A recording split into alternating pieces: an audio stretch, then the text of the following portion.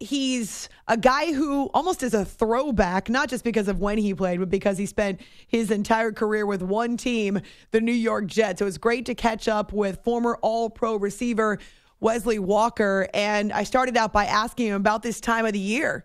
We've just got hours until the season kicks off, Wesley. What do you remember about the night before the games began?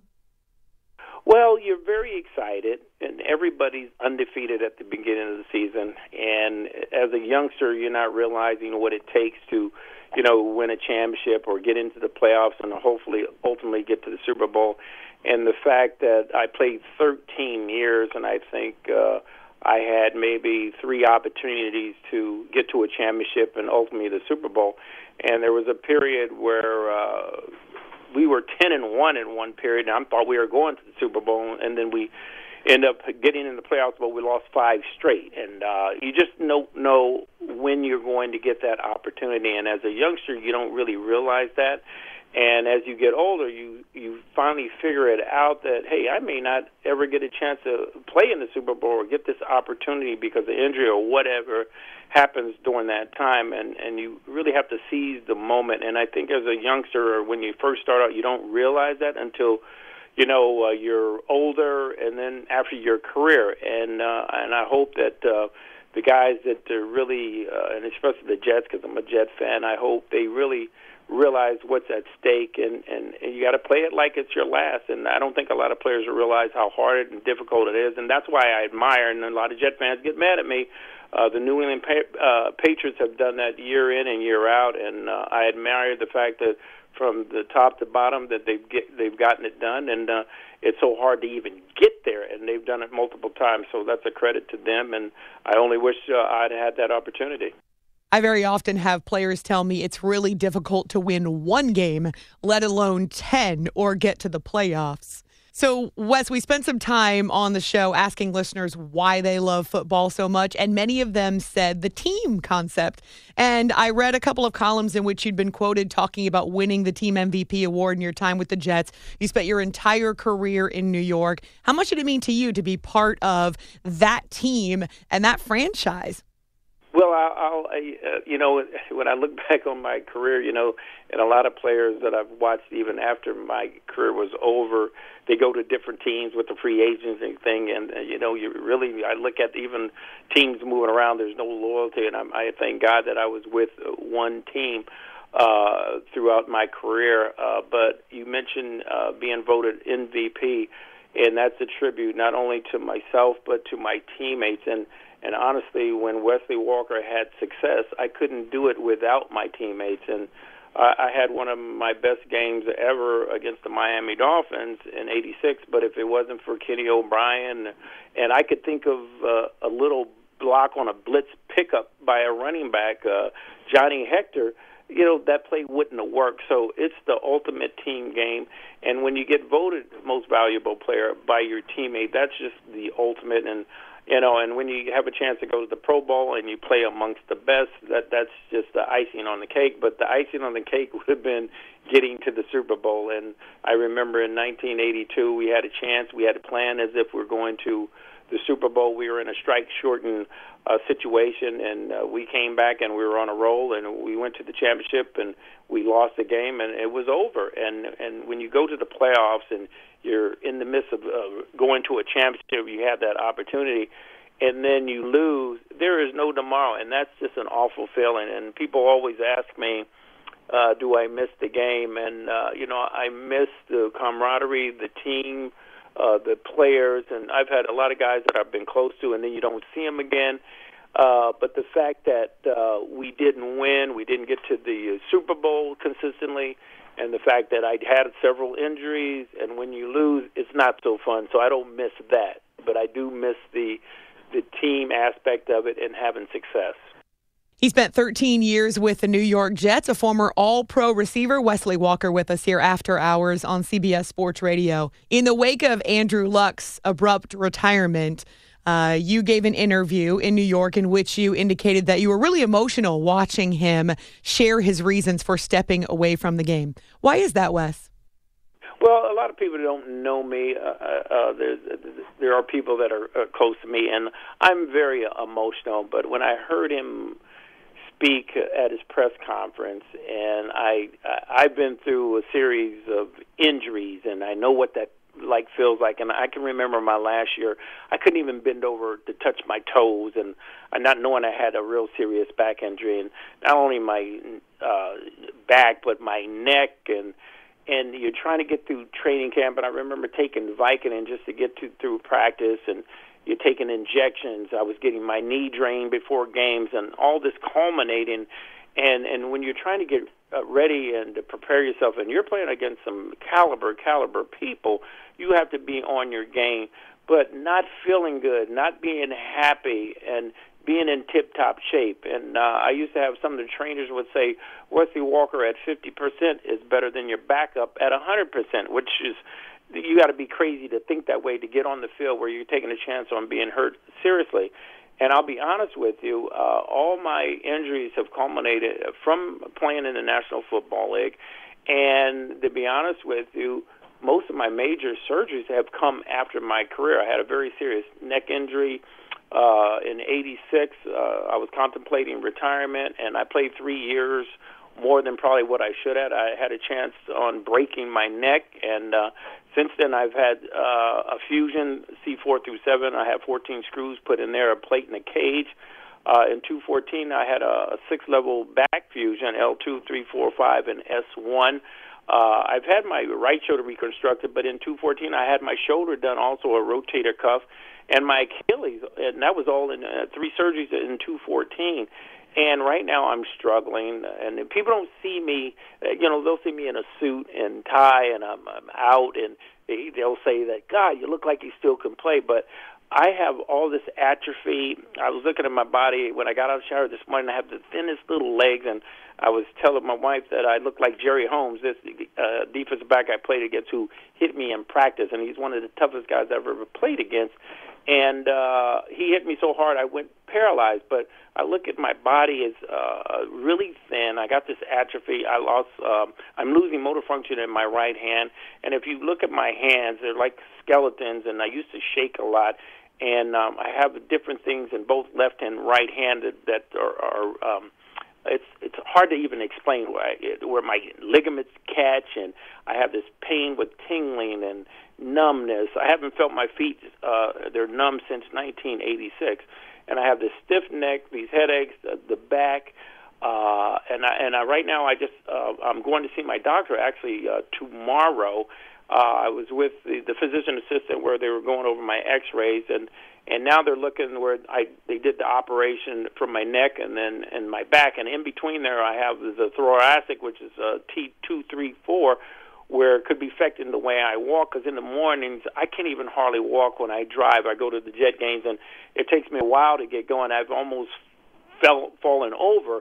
And the culminating with all these injuries, and you're in pain all the time, and you don't sleep. And so when Andrew was talking, I'm saying to myself, I don't even play anymore, but I know what you're talking about and how, you don't feel good. I was listening to Gronkowski, which is, I guess everybody's going to these CBDs, and nothing's really helped me.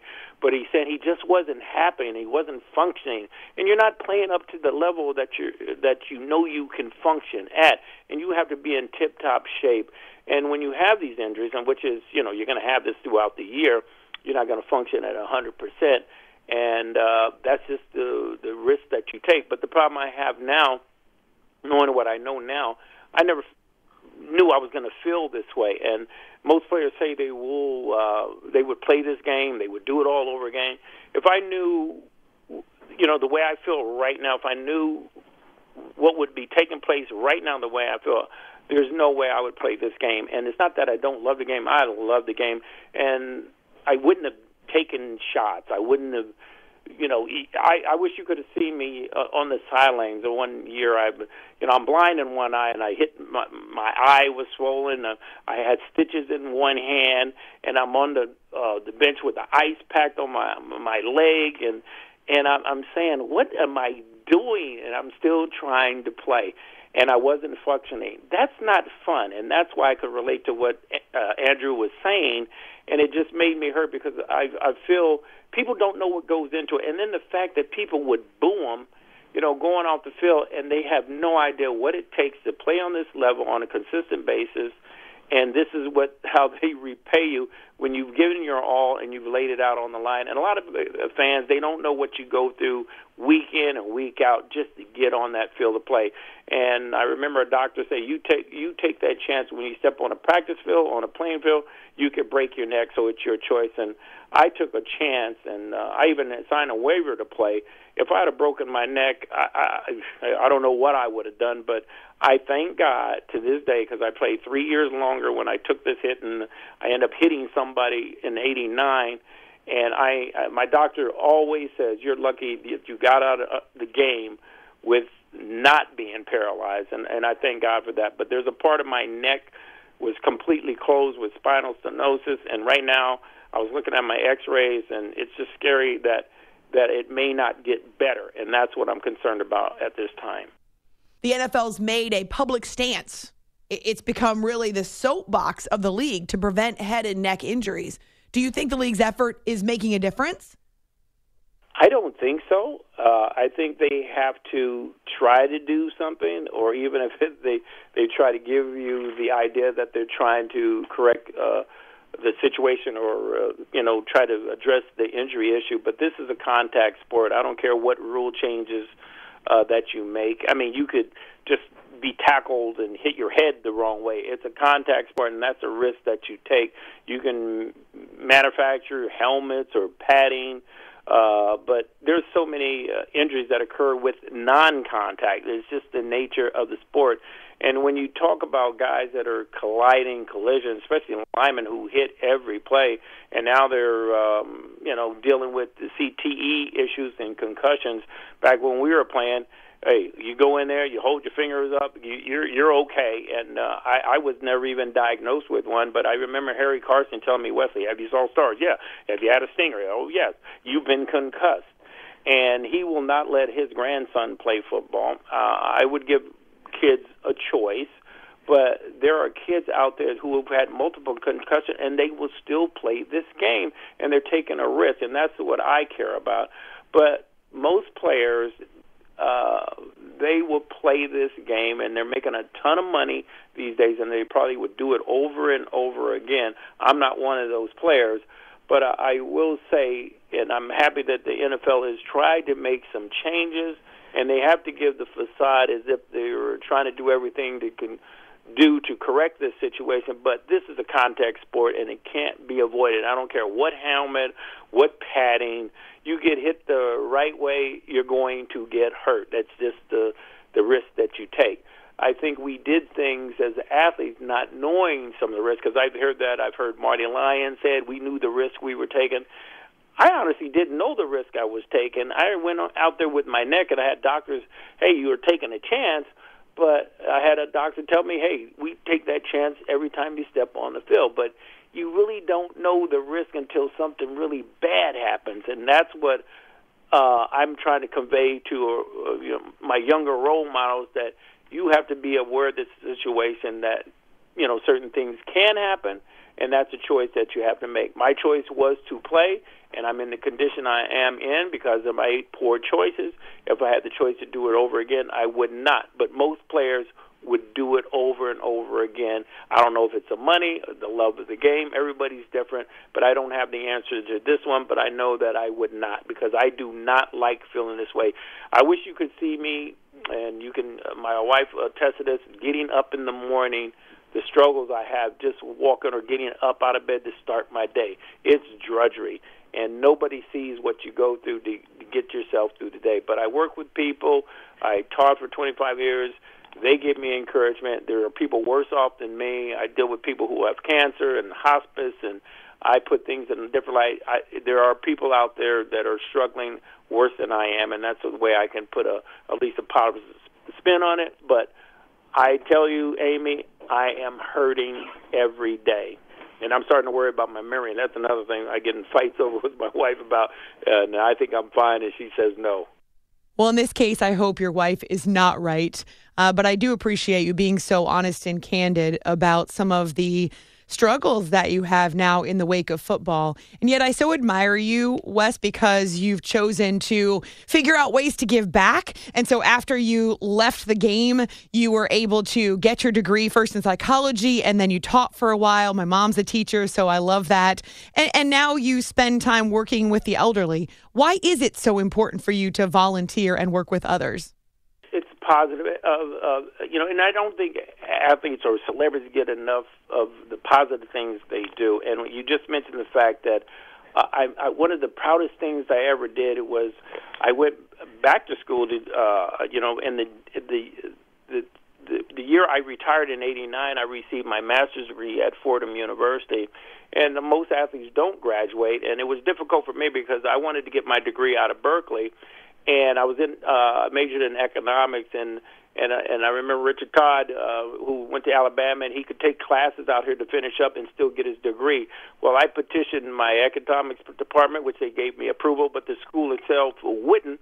So I ended up transferring my credits, went to a program at Mercy Dobbs Ferry, got my degree in psychology, and then I got involved in an education program through a friend of mine at Fordham University, and I received my master's, and then I wanted to work with student athletes because my parents were my role models, and they taught me the value of education.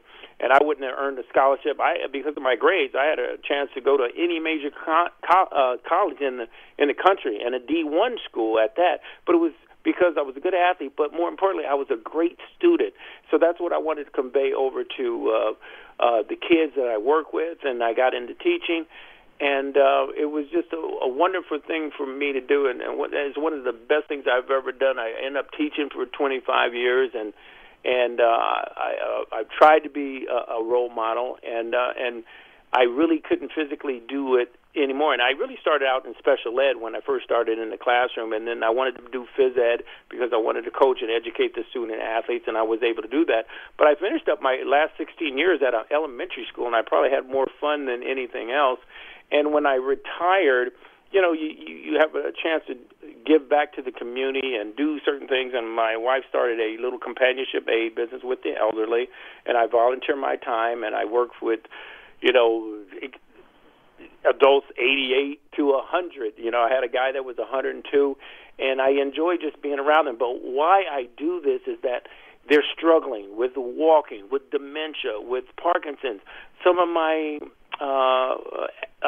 teammates are struggling with depression. I have one of my teammates had a stroke. I deal with stroke victims. I even deal with people with hospice. And one of the guys that I dealt with, I stayed overnight with him, and he was so worried that I wasn't going to show up. He would call me when I had lunch, am I coming back? And they get attached to you, even if you just provide just some companionship for them. But I relate to them because they're struggling with their health, with walking, and it comes with the aging process, and it's not fun. And I just had one of my clients' mother just passed away this morning, and it's very difficult for me, but also I can relate to the struggles that they're dealing with every day because I struggle with walking, and they have their walkers, and I just tease them like, I wish I had that walker, and I'm a walker, I'm going to help you.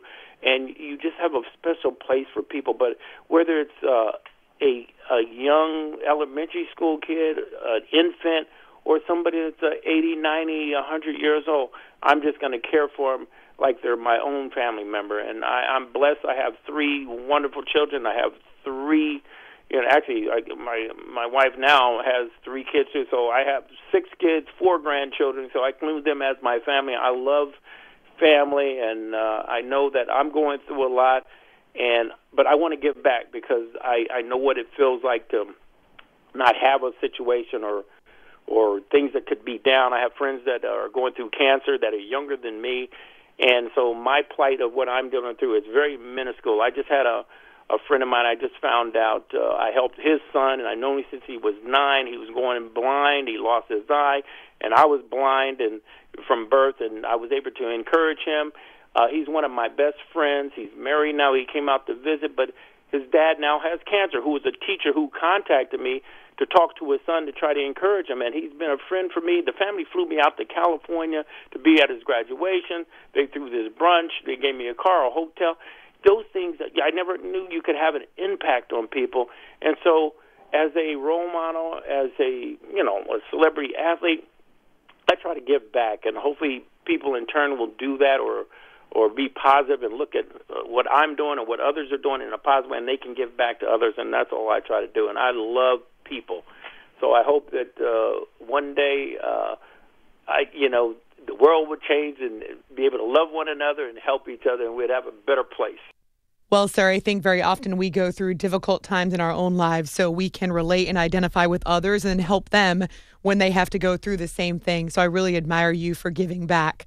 He's a former All-Pro wide receiver, spent his entire career with the New York Jets. It's so good to have a couple of minutes with you. Wesley Walker, thank you so much. Well, thank you, Amy. I appreciate it. And like I said, and I tell everybody, you can call me 24/7. And I appreciate you getting the word out there and just keep everybody abreast of the plight of what people are going through.